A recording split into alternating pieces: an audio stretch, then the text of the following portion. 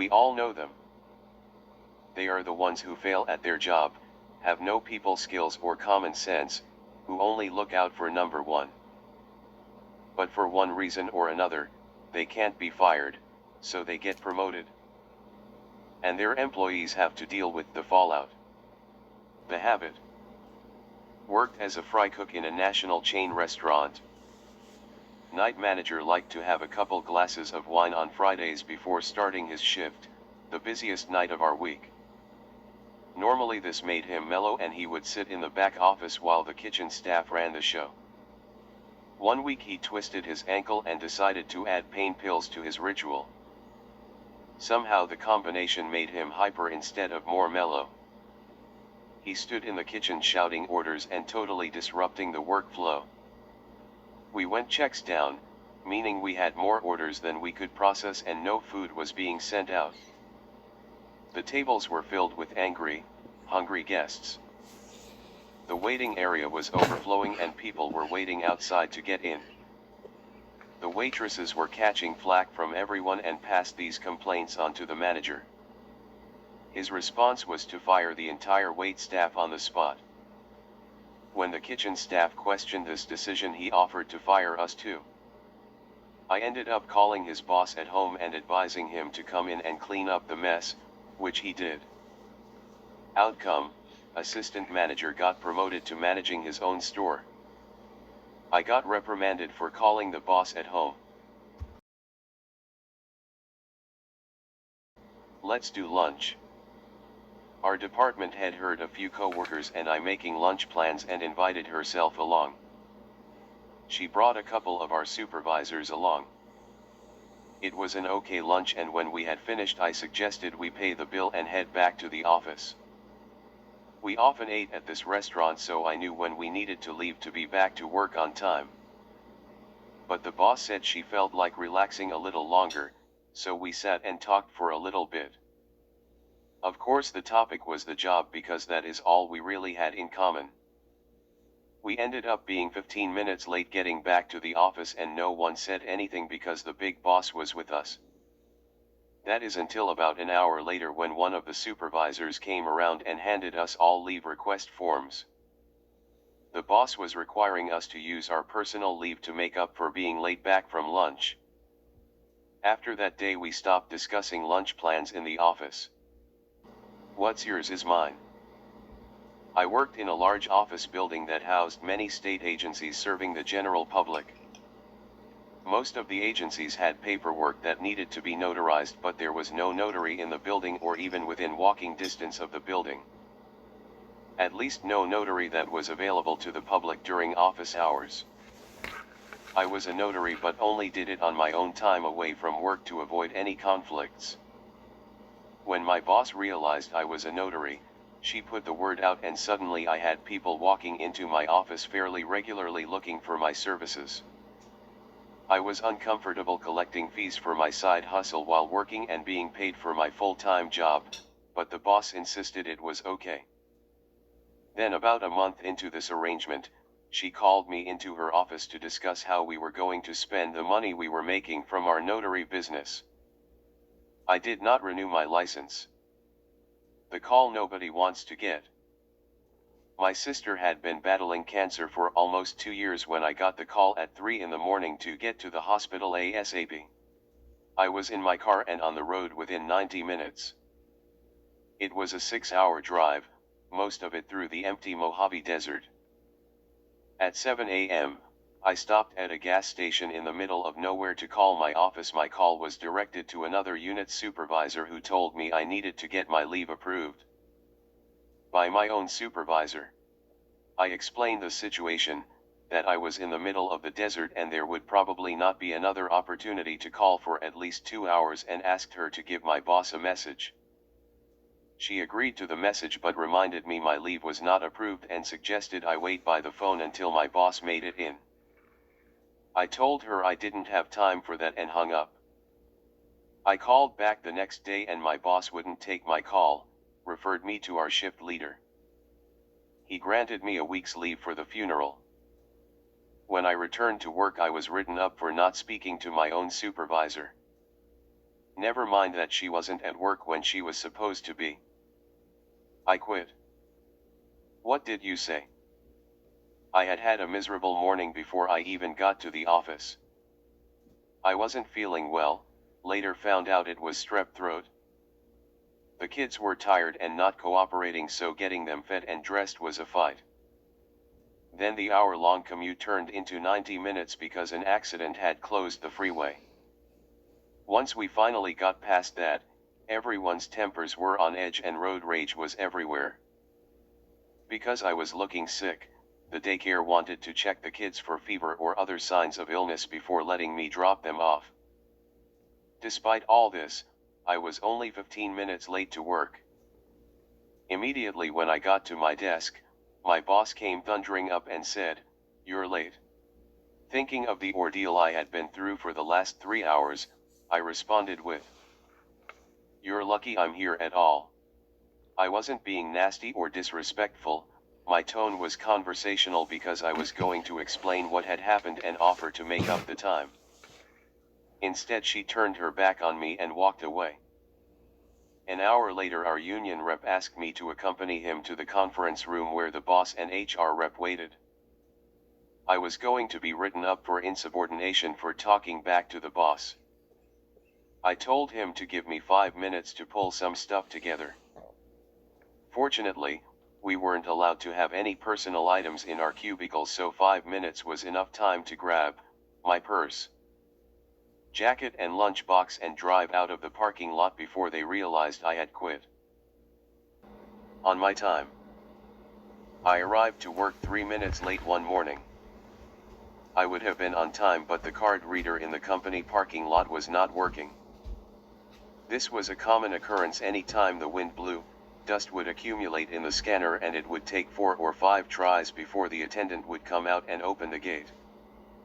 Multiply that by more than 100 cars and people that were on time suddenly are late for work. Most departments understood when over half their staff was late, it was not the employee's fault. But not my boss. By the time I sat in line to park, and then stood in line behind fellow workers to clock in, it was 8:03, 3 minutes after my start time. And there was my boss waiting with leave papers for me to sign. Yes, she wanted me to take 3 minutes of leave time. Just me. Not the people in front of me who clocked in second before me. I argued with her and she wrote me up for being late and arguing. I filed an appeal on this basis. The issue with the parking lot scanner was a known problem that caused a significant number of employees to be late, but the employer repeatedly failed to repair it. The time clock in my section had a glitch. I would read a set time for an inordinately long time, then click and jump ahead 3 minutes. The times clocks in different sections, the time on the computer and the time real time are all differ by a few minutes. 2 work units in our department don't even use time clocks. They are assumed to be on time unless they or their boss report them being late. Per the contract, there is a 15-minute grace period for being late before leave time must be used. I won the appeal, but the boss began a harassment campaign against me that was so bad my doctor put me on sick leave and told me don't go back to work until you have used up all your sick leave. And then don't go back to work there, find a new job. Which I did. Don't leave a message after the beep. I worked in a satellite office of an insurance agency. It was just me and my boss. The accepted policy on calling in sick was to call my boss, and if he wasn't available, leave a message on the voicemail. He was responsible for letting the head office know I was out. If he was not going to be in, however, he was to call the head office and they would let me know. Weird, but that's the way they wanted it. The problem with this system is that, unbeknownst to his bosses, he was running a second business from their office managing a rock band. So he was often coming in late or leaving early to check out venues or meet with promoters, etc. While in the office, he would take calls for the band and refuse to answer other calls.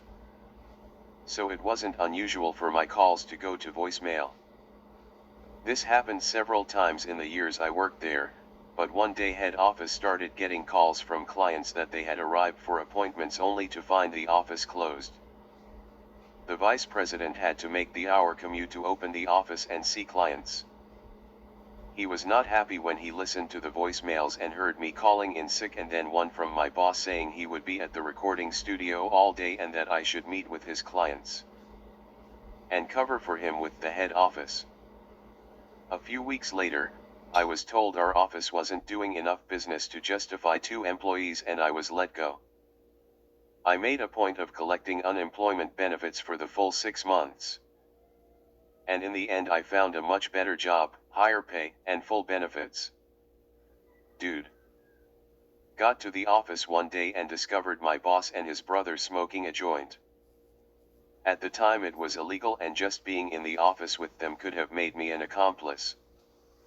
I gave myself a paid day off and we never spoke of it again. But I did start looking for another job. Never trust a politician. My very first job while still in high school. Worked the telephones in a campaign office for a local politician. My only 2 interactions with the guy. I had clocked out one day and was waiting for a coworker to finish as we were carpooling. Candidate walks in, sees me reading my history book and starts screaming at me that I'm not getting paid to do homework. Office manager explained I was off the clock and he just glared at me and walked off. After the election, we never got our final paychecks. I called and asked about it and was told since he didn't win the election, he didn't need to pay us. My next call was to his party headquarters. We had our paychecks and an apology the next week. Mandatory overtime. I worked for a large utility company that decided to consolidate all the billing for the entire state in one large office rather than multiple regional offices. The entire process was a major cluster F. From someone buying hardware and software that was not compatible to the individual offices letting the work pile up knowing they could pass it off to someone else. This basically meant that when the office finally opened a year late, we were already months behind in work. And of course the powers that be instituted mandatory overtime for most of the first year. We were finally getting caught up, and while still behind, we could have handled it in our regular work day or with some voluntary overtime. But in a power move, they decreed we would all have to work the following Saturday, no exceptions. If you didn't show, they would accept that action as your resignation. This created a great hardship for me. I had to find a babysitter as the daycare was only open Monday through Friday. Then I had to rent a car because the vanpool service also ran only Monday through Friday. But I managed to get there and work for about 45 minutes when they announced we were all caught up and could go home. Simply put, I had spent about 1.5 days pay and 2 hours commute time to earn less than 70 minutes of pay. Not acceptable. I pulled out our union negotiated contract and insisted that I be paid the minimum 4-hour shift at time and a half for being called into work on a Saturday. They argued, but I stood my ground. Just out of spite, they made me sit at my desk sorting paper clips for the remainder of my shift. My boss was not happy. The other managerial staff went home, but she had to stay to supervise my work. Well, poop. Single mom desperately needed a job, so I took a part-time position at a small pizza place with the promise I would get more hours as I gained experience. Worked my ass off, stayed late, came in early, worked extra shifts trying to prove my worth and to get every hour I could. So when the boss called me early one morning and asked me to come in right away because they needed extra hands, I was happy to get a couple extra hours. I was surprised when I arrived to see a full staff already at work and very few customers. I asked where I was needed and she pointed to the restrooms. Seems someone had trashed the men's room the night before and the last shift had not cleaned it up. Cleaning the restrooms was never part of my job description, but I needed the money, so I grabbed the mop and headed into a nightmare. I don't know what the night shift did to P.S.S. him off, but he took out his rage on that room. there was urine and feces everywhere. And that is all I have to say about that, except I worked for every single penny I earned that morning. Later, as employees quit, as they do in dead-end part-time jobs, I was able to get more hours until I was almost at full-time. Then the boss went on a hiring spree, basically doubling the staff, and I was cut back to 15 hours a week. I soon realized I was there because she and I were the only employees over 21 years old and thus the only ones who could legally serve beer. I would never get more hours than needed to cover the occasional afternoon beer drinker. That was the incentive I needed to go back to school and find a real job.